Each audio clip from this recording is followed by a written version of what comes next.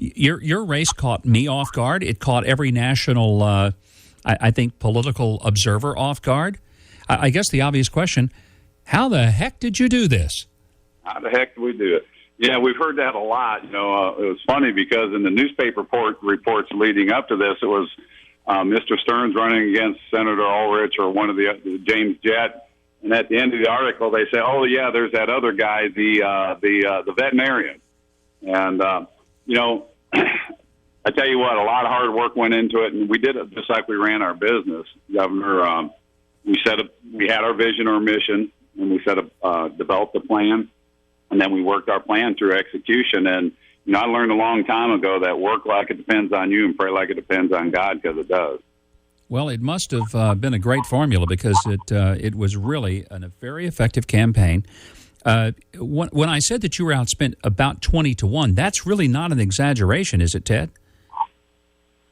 No, sir. We spent roughly $300,000, and we didn't have the resources that Mr. Stearns had, but we had a heck of a ground game, and we went to every meeting we could. We introduced ourselves to people, and we just were nonstop working. We had a dedicated staff. We've got a young, energetic, top-of-the-line campaign manager that she doesn't understand the word defeat. And, our whole team attitude was, we don't understand the word can't. We don't pay attention to that word. You can't do this, you can't do that. And we had more of a can-do attitude and just work.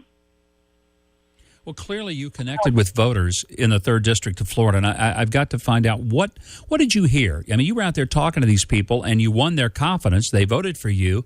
They gave you the opportunity to unseat the sitting congressman. Now you'll go up against a Democrat, J.R. Galliot, in November. What was it that you heard most from the voters in your district? Well, in the beginning, people said, well, that's nice you're running, it'll be good practice for you. But again, we got in this to win.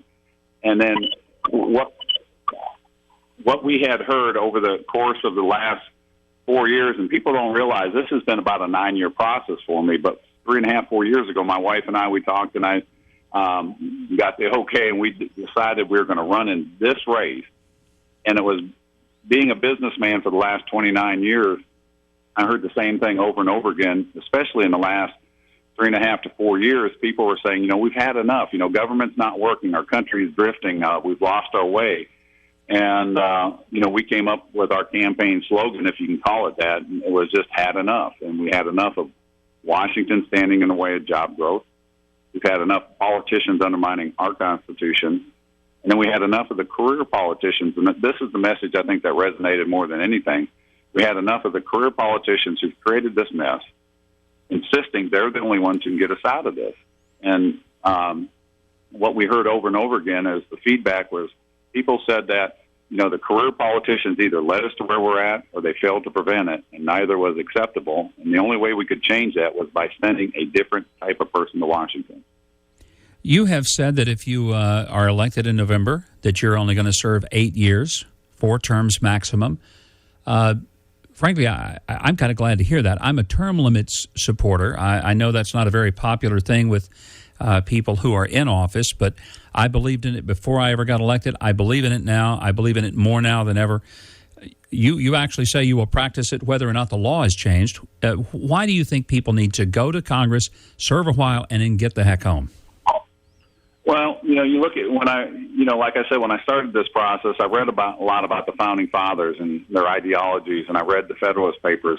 And, I understand the argument for, what James Madison said about not having term limits in there, because if you get a good person, you want them to stay as long as you can. But I also understand that they went up to serve and they came home. And I figured 8 years is good enough for George Washington. It's long enough for me. I want to pass the baton off to the young person that believes in the ideology of this country and the greatness of this country, the founding principles, the core values in our Constitution. And knowing that we worked with a group of new legislators that got up there and old legislators, that we redirected the ship's direction and followed the Constitution as our navigational chart and passed that baton off to somebody that's as passionate about this country. And I want to go fishing after that. Well, take me with you because I think that sounds great. I have a boat that hadn't been in the water in a year and a half because I found myself constantly too busy, and I'm thinking the fishing trip sounds very good, Ted. So would you sign me up for that? You want another boat? Because mine hasn't been in the water in a while either, and I don't think it will be.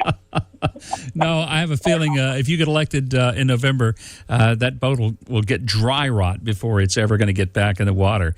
Well, for what it's worth, my son-in-law says you are a remarkable person and a terrific candidate. Obviously, you are. Congratulations on an amazing victory, and best wishes as you move forward toward November.